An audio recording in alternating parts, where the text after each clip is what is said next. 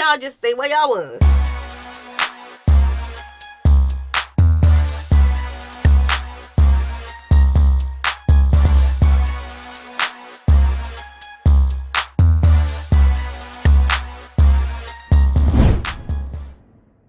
What's good, y'all? It's the Demouchets React, and we're back with another video. Who we got today, C? Today we are back with another American reaction. Super excited about this video, guys. If you're new to us and we're new to you, make sure you scroll down, hit that subscribe button, and turn on the post notification bell because we're on the road to 100K. And we cannot get there without you guys, all right? Join the family. Without further ado, let's get into the video. When you look at the map, it is easy to see that the country of Uruguay is an anomaly. It shouldn't exist. Clearly, this should be part of Brazil, or at the very least, Argentina. It isn't as if invasion's difficult here. This isn't some mountainous country and swamp. The entire place is either coast or pasture land. You don't need to know history to look at a map and know that this country just can't be here by accident.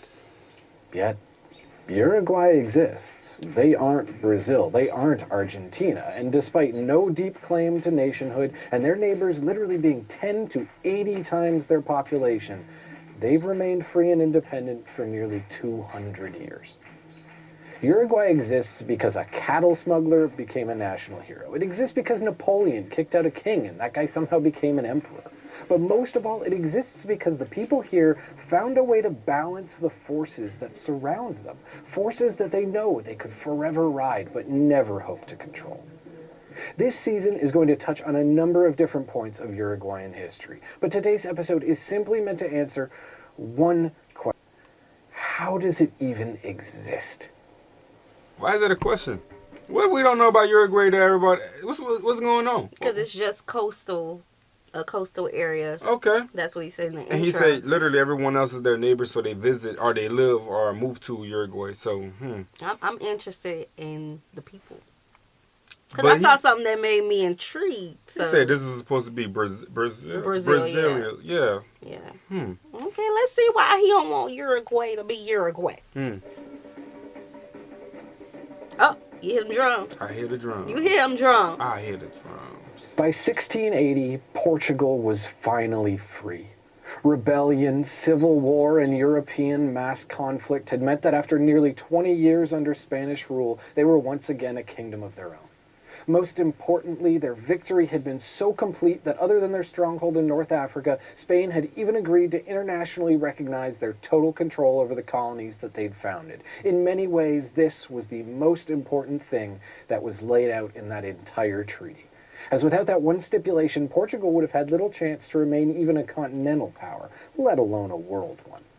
But it did remain, which meant that in 1680, the colonial dominance of Portugal was supreme. It was their seat at the table of the world. It would let them swing their weight around. Hell, it was their weight to swing. And they, more than anyone, understood the value of keeping those holdings secure. The colony of Brazil was by then enormous. It was unruly, nearly lawless in parts, and absolutely teeming with economic potential. But while their true control lay somewhere between de facto and de jure, Brazilian claims of ownership extended to an area nearly the size of the entirety of Western Europe. But 1680s South America wasn't the same landscape as a generation before. Taking new land was no longer as simple as just setting foot on it and leaving 50 soldiers in the name of the Queen. Now it took investment, and post-Civil War Portugal had little of that to fill. So for the incoming king, the plan was to harden up, to solidify the massive empire that they already had. Borders had yet to be truly determined on many of the frontiers, and that is where he would focus his energy. After all, this wasn't an era of Google Maps. For the most part, it wasn't an era of maps, period. So naturally, claims were imperfect and ownership was fluid. In the great game of colonization, it wasn't just finding, you also had to keep. And when it came to Brazil, there were few regions more at risk than the Cisplatina, its southernmost coast. It remained theirs only on paper, and with the growing town of Buenos Aires just across a river... You know what I don't like about history? A lot of things. No, I love history now. Okay. I don't like the claiming of the land when people was already there. I don't like that. It's giving me what part of the map didn't we take yet? What part of the map we didn't discover yet? Yeah. Why couldn't y'all just stay where y'all was? Let people stay where they was. Simple. It felt like only a matter of time before the Spanish took what they felt was rightfully theirs. To the Spanish in the Rio de la Plata, controlling the Cisplatina was about more than just enviable pasture land. It was about controlling this river. Trade and security of their capital city meant keeping the land always about money. Always about controlling the river, you were controlling all of the ins and out of stocks that's coming in. Like you have control over the river, you got your hand in the money. And the resources, like oil, the gold, the diamonds. What else they took? The crops. Everything that was just useful and valuable. And that meant taking it from the Portuguese and defending it as their own, just as they'd done on every other border of Brazil. So even if a map said that it made perfect sense that this be a part of that great Portuguese empire, that really didn't matter that much to the concerned citizens of Buenos Aires. Both sides did what their position naturally demanded that they do. Portugal built a fort just on the mouth of the river Uruguay, basically within sight of Buenos Aires, and in turn, Spain, feeling threatened, struck back. So as Spain waxed and Portugal waned, it swapped hands. Spanish and Italian colonists flooded in with the founding of Montevideo and Portugal. This is all the way in Uruguay. Why does it look like Louisiana? That goes to show, like, we still have, like, some cobblestone streets and I don't know if this is cobblestone, but it don't look like cement.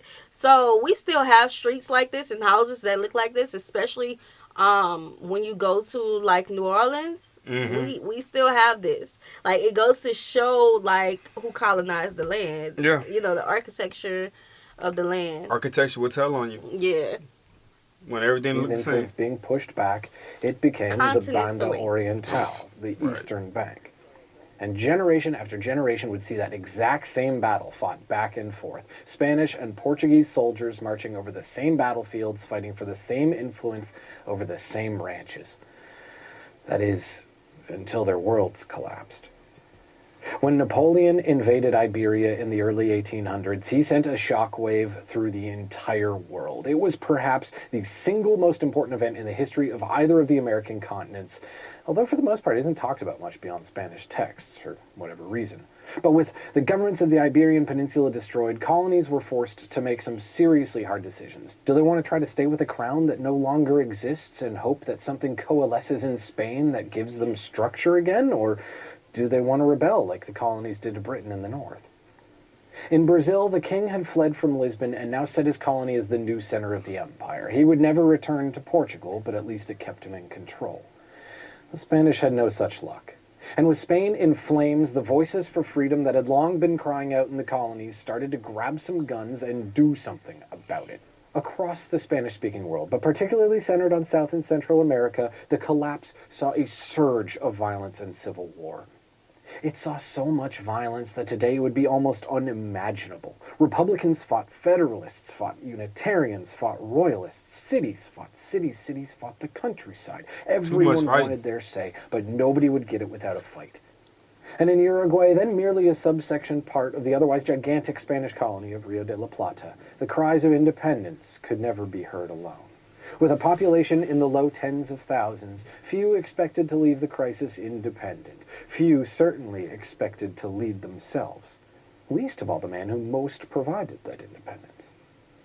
Jose Gervasio Artigas was born to a wealthy family, but all he wanted to do was rustle cattle. You know how it is. There's much to do on a ranch in Uruguay in the late 1700s. It's not exactly like you can go out to the movies. Plus, this was a man of passion. He was an ideologue, a follower of the beliefs of the American Thomas Paine. And so despite his wealth, this was a man of the gaucho, a true cowboy soldier, a guy who put his money where his mouth was, a smuggler, an outlaw. For a rich boy, what I'm trying to say is this guy's hands showed some grit. As a wild young man in a turbulent world, he only ever joined the army to get a bounty off his head. Oh, he ran. He ran. Yeah, I'm trying to see, what is this? Now, I don't know what this is. This is a crazy view. But, yeah, he ran. I think I heard something like this before where somebody had ran to the army because they had money and a death wish. And they had to get away. And the only way they could have been protected is by doing that. Yes, by the government. A join or die situation. He went with the former. Kind of wise of him. The government needed men who could ride and shoot, and they'd deal with his cattle business later. So at least for Artigas, being drafted wasn't actually that bad. I mean, after all, he already believed in the cause anyway. Plus, saved his life. So they gave him a few hundred men and sent him to fight for his freedom, for their freedom, for everyone's freedom. And, well, from here on out, you could write an entire textbook on the intricacies of the political turmoil of those next few decades. It's easier to just say that he did. He fought everybody. He fought Spain, he fought Buenos Aires, he fought Montevideo, he fought his enemies, and he fought his friends. And despite getting victory after victory, eventually the oldest enemy in the book returned to Uruguay and Artigas lost. In the turmoil of the Spanish Civil War, Brazil decided to make hay while those guns shined, and with an expeditionary force larger than Uruguay's army could ever dream of being, almost as large as Montevideo's entire civilian population, there was nothing that he could do. When Brazil crushed Artigas, they exiled him and turned the country back to what it had once been before. With him died Banda Oriental and was raised from the ashes again, Cisplatina. But as always, Brazil's grip didn't last long. Artigas may have been no longer in the country, but the ideals that he was fighting for were in the minds of many other men. He was more a symbolic realization, for the first time perhaps even, of a uniquely Uruguayan mindset. These were the people of the Eastern Bank, colonists caught between worlds. They were not Argentinian, they were not Brazilian. They wished to neither be controlled by the traders of Buenos Aires or the invaders from Rio de Janeiro. Whoa. They wished nothing more than freedom, liberty, or death. So in 1825, only 3 years into Brazilian rule, Uruguayan elites got together and declared their independence for the final time. They called themselves the 33 Orientals, which, even though it's unimportant to the story, I think is worth noting, because there weren't 33 of them. And the only reason they said there were is because of that number's meaning to Freemasons. They were trying to signal to other leaders around South America that they were revolting, which is very interesting, but entirely... I think we should look into, the culture of Freemasons. We could do that. Because I excuse my ignorance, but I thought that was, just... I didn't know it was around the world. I didn't know that. They're 100% around the world. I didn't know that. And they're very quiet. Yes. But in a way of noticeable, depending on who they know and who you know. What that's they call them? They call them something about walkers, night walkers or something like that. I'm not too sure. I forgot. But I thought it's like very secretive. Yeah. You know what I'm saying? Travelers or something like that. But they're all worldwide though. And they take care of each other. Oh, yeah. Yeah. Different episode for the future, one that I'm sure will attract many reasonable and rational comments. With independence declared, naturally the war returned. And while Brazil did its best to hold off the rebels and their backers in Buenos Aires, in the end it just wasn't enough. International pressure and mounting troubles at home led the emperor to sign a declaration of independence for the Eastern Bank. At the very least, if he couldn't control them, nobody else would be able to as well. They'd be a buffer, sort of a state between. And well, for the next 70 years, politicians with the not-so-secret backing of both sides would wage civil war in Uruguay. By the end of the 20th century, it was clear that they had failed. For the next 100 years, this nation would exist in a period of relative stability, peace, and most important of all, freedom. Today, the region has few cries for war with their tiny neighbor. Modern Uruguay is now held as an example of a relatively good, human-oriented country in a tough economic climate. Compared to their neighbors on either side, they seem to be doing better on almost every index. They're by no means perfect, and nobody here would ever claim that they are. But Uruguay exists, and not because of some accident of fate either, but because they learned the balance. This is rare earth. They work for their freedom. Yeah, and that's big, man. That's what's up. That history, though, it's left, right, up, down. I wonder how it really expresses it, like, to the kids in class and everything, so they can understand it. I mean, they've been free for a long time. Yeah, so they have been. Yeah. This was really nice to see. He told the story so well with, just sharing how they really fought for their independence and, what do you call them? The emperor? I think he said the emperor signed the Declaration of Independence for him so that the people could leave him alone. Not really leave him alone, but so they don't have to deal with that anymore. That's nice. That's nice. A lot of fun facts in there, though. Yeah, I believe we have some Uruguay supporters because obviously y'all told us to do this video. Right. So let us know what you would love for us to react to about your culture, food, people, interesting facts, all of that stuff. All that. Send it in our description box below to the forum, okay? Like this video, subscribe, turn on the post notification bell. We have enabled our super thanks if you like to support the channel that way. Check it out. As well as our join feature to become a VIP member of the channel. We'll see you soon. Peace.